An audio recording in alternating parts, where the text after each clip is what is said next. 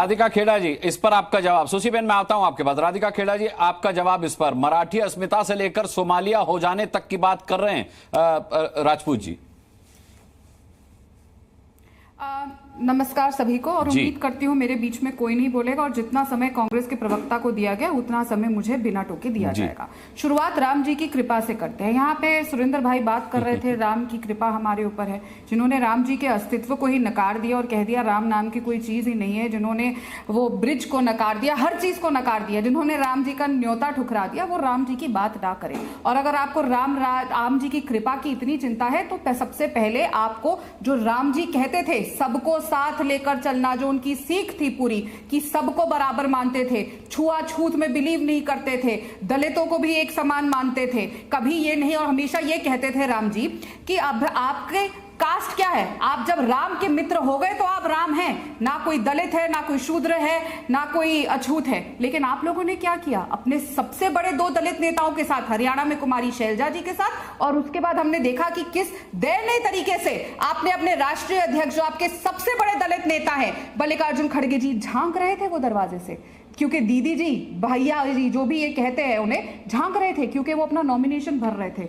ये हालत कर दी। मैंने 4 महीने पहले ट्वीट किया था, अनुराग जी देखिएगा मेरा ट्विटर निकाल के, कि बहुत जल्द उनकी हालत सीताराम केसरी जी जैसे होने वाली, और वो उस राह पे चल चुके हैं। जो अपने सबसे बड़े दलित लीडर का अपमान करे वो राम लल्ला राम जी की बात ना करे। दूसरी बात, यहाँ पे एक बहुत ही आपत्तिजनक बात कांग्रेस के प्रवक्ता ने कही, गुजरात का शख्स। आपका क्या मतलब है गुजरात का शख्स? आप लोग कब तक इस देश के हर नागरिक को बांटते रहेंगे? आपको लोगों को धर्म के नाम पे बांटना है, आपको जाति के नाम पे बांटना है। आपके डीके सुरेश तो कहते हैं साउथ भी अलग होना चाहिए। आप क्या बार बार बोल रहे हैं? गुजरात का आदमी, महाराष्ट्र का आदमी, सब भारतीय हैं। और मैं आपको ये बहुत जिम्मेदारी से कह रही हूं, ये जो आपकी बांटने की रणनीति है इसका जवाब आप लोगों को हरियाणा में मिल गया, जब पूरा के पूरा हरियाणा एकजुट होके आपने वहां पे जाट गैर जाट करने की कोशिश करी, करारा तमाचा मिला कि इतिहास रचा गया, और भारतीय जनता पार्टी की तीसरी बार सरकार मिली जहां पे सबने एकजुट होकर भारतीय जनता पार्टी को वोट दिया। तो ये जो आप लोगों की बांटने की राजनीति है ना, जो जब से इंडिपेंडेंस हुआ है तब से चलती आ रही है, ये अंग्रेजों के साथ जा चुकी है, और आप भी इसको लेकर जाइए। आज के बाद दोबारा कभी भी किसी को गुजराती मराठी ऐसे करके, और किसी एक नेता को जो बार बार चुन के आ रहे हैं सरकार में, और गृह मंत्री और लगातार चुन के वहां पे आ रहे हैं, इस तरीके के आपत्तिजनक शब्द मत इस्तेमाल करिएगा। जिन लोग 99 पे है और 3 बार सबसे देश की पुरानी पार्टी इस हालत पे है, उनके पास ये राइट तक नहीं है कि वो बोल सके। तीसरी बात, यहां पे बार बार बात हो रही है कि हमारा गठबंधन साथ है। देश की सबसे पुरानी पार्टी आज कह रही है कि हम उत्तर प्रदेश में चुनाव नहीं लड़ेंगे। सारा क्रेडिट तो प्रियंका गांधी जी को दिया गया था कि आप क्या कमाल का काम किया है उन्होंने उत्तर प्रदेश में, कि सीटें बढ़ गई। सीटें बढ़ी थी तो क्यों अखिलेश यादव जी ने ऐसा उनके साथ किया? कौन सा गठबंधन सही चल रहा है अनुराग जी? आपको याद होगा जब हरियाणा के चुनाव के नतीजे आ रहे थे, एक पहले तो शुरुआत में हुआ 7, साढ़े 7, 8 बजे की इनकी 70 सीटें आ रही हैं। जैसे ही भारतीय जनता पार्टी की लीड हुई, एक तरफ स्क्रीन पे जम्मू कश्मीर के रिजल्ट थे, एक तरफ हरियाणा के थे, और नीचे बाईलाइन पे चल रहा था कि प्रियंका चतुर्वेदी, उद्धव ठाकरे सेना ने क्या स्टेटमेंट में दिया कि कांग्रेस पार्टी अकेले भारतीय जनता पार्टी का सामना नहीं कर सकती। दूसरा स्टेटमेंट, अखिलेश यादव ने 6 सीटें डिक्लेयर कर दी उत्तर प्रदेश में, वो 6 सीटें जिसपे कड़ी नजर भारत कांग्रेस पार्टी रख के बैठी थी कि ये तो हमारी होगी, फूलपुर भी हम लड़ेंगे। अब तो इन्हें एक भी नहीं मिली। उन्होंने भी साफ कर दिया कि आपकी कैपेबिलिटी नहीं है। कोई भी इनको, ये सब के सब इनको एक लायबिलिटी लेकर चल रहे हैं। और आज आपके चैनल पे मैं एक और बात बता रही हूं, आप देखिएगा जैसे जैसे महाराष्ट्र और झारखंड के नतीजे आएंगे, उत्तर प्रदेश के उपचुनाव के नतीजे आएंगे, और दिल्ली का चुनाव आते आते आप मेरे से आज लिखित में ले लीजिए और जरूर बुलाइएगा ये सेम पैनल को। और मैं आज आपको गारंटी में ये लिख के जा रही हूं और कह के जाऊंगी कि जो लीडर ऑफ ऑपोजिशन है राहुल गांधी जी, उनका इस्तीफा ले लिया जाएगा और कोई और इनकी इंडिया लाइन से लीडर ऑफ ऑपोजिशन बनेगा, क्योंकि अस्तित्व कांग्रेस पार्टी का बिल्कुल जीरो हो जाएगा। आप ये देख रहे हैं जो पार्टी के लीडर ऑफ ऑपोजिशन है, सर्वो सर्वे राहुल गांधी, सबसे बड़ी पार्टी, उनको महाराष्ट्र में 115 सीटें लड़नी थी, आज 85 सीट्स पे आ गए।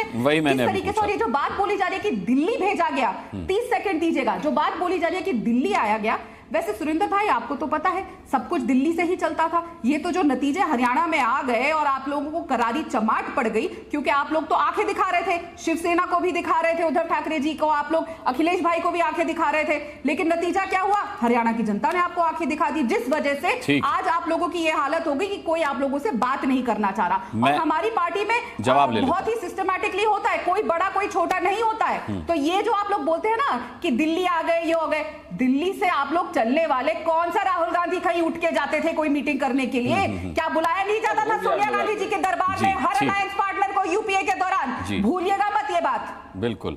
और सुरेंद्र राजपूत जी, ये भी मत भूलिएगा कि राधिका जी पुरानी साथी रही हैं आपकी, तो अब उनकी कितनी बातों को आप खारिज करेंगे, कितनी बातों का खंडन करेंगे, मुझे नहीं पता, लेकिन ना तो आपका कंधा एनसी को चाहिए जम्मू कश्मीर में, ना आपका कंधा चाहिए समाजवादी पार्टी को उत्तर प्रदेश में। आप कह रहे हैं कि हम कंधा से कंधा मिलाकर चल रहे हैं, तो ये कैसा कंधा मिलाना हुआ? अनुराग भाई, कहते हैं ना कि कुछ लोग तुम्हें समझाएंगे, कुछ तुमको खौफ दिलाएंगे, जो है वो भी खो सकता है, इस राह में रहजन है इतने, कुछ और यहाँ हो सकता है, और कुछ और तो अक्सर होता है, पर तुम इस पल में जिंदा हो, ये पल तुम में जिंदा है, ये वक्त नहीं फिर आएगा, तुम अपनी करनी कर गुजरो, जो होगा देखा जाएगा।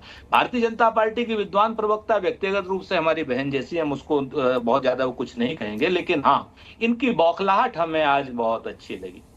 इतनी अच्छी बौखलाहट लगी कि हमने जरा सी एक बात बोली कि साहब, भारतीय जनता पार्टी ने तो के गुजराती लोगों ने महाराष्ट्र की अस्मिता पर चोट कर दी, तो और कोई समझाओ ना समझाओ, शिंदे गुट की हमारी बहन समझी हो नहीं समझी हो, लेकिन हम राधिका जी के अपने एक ब्रेन एक्यूमन को तारीफ करेंगे कि ये समझ गई कि चोट कहां पर लगी।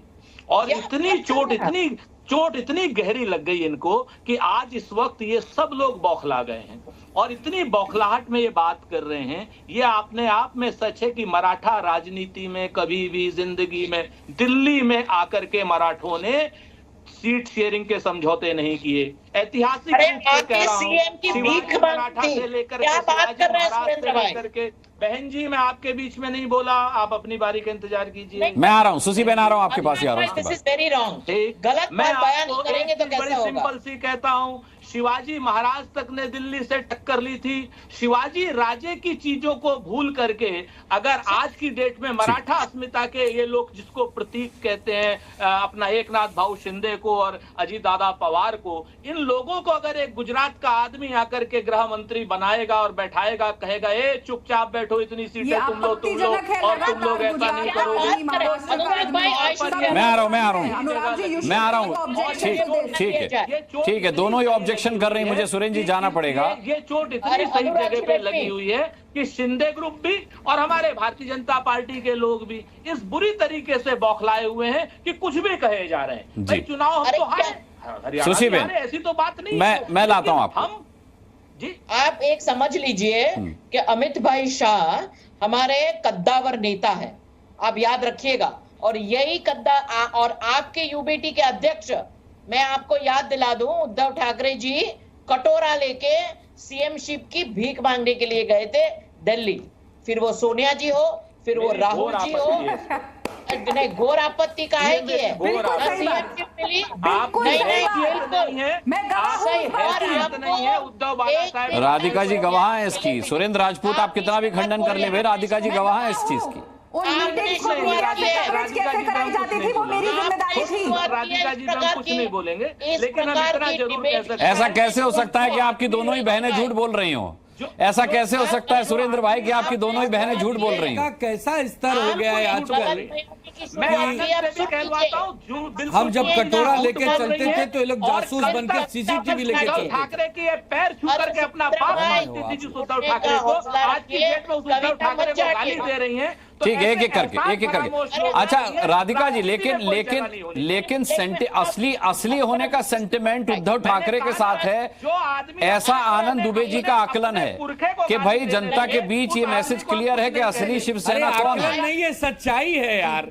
आकलन क्या आप किसी भी मराठी मूवी से महाराष्ट्र के किसी भी नागरिक मैं इसका जवाब दे देती हूँ। आकलन थोड़ी है, सपने थोड़ी। अरे एक एक करके राधिका मेरा हक में है, मैं राधिका हूँ, मुझे बोलने दीजिए। ठीक है, मेरे पास समय की कमी है। राम कृपाल जी से एक आखिरी कमेंट ले लेता हूँ। आप चारों एक साथ बोल रहे हैं, किसी का मैसेज क्लियर नहीं, इसलिए मुझे राम कृपाल जी के पास जाना होगा। राम कृपाल जी, मैं केवल हम लोग तो किसी के बीच प्लीज उंगली शांत हो जाइए, उठा शांत हो रहे हैं। जाइए। राम कृपाल जी, मौका देंगे तो आप भी सुप्रीम कोर्ट की तरह हमें मौका ही नहीं दे रहे। मैं केवल ये कह रहा हूँ कि दुबे जी ने कहा था कि महाभारत है, ये तो जनता बिल्कुल सही आप कह रहे हैं महाभारत है, लेकिन इसमें ये पता नहीं चल रहा है कि कौरव कौन है, पांडव पांडव कौन कौन है। है। ये 23 तारीख को पता चल जाएगा कि जनता ने किसको कौरव माना, किसको पांडव। सुरेंद्र भाई एक बात कह रहे थे, देखिए मैं कांग्रेस का आज से नहीं 1990 से ही तैसी हूँ।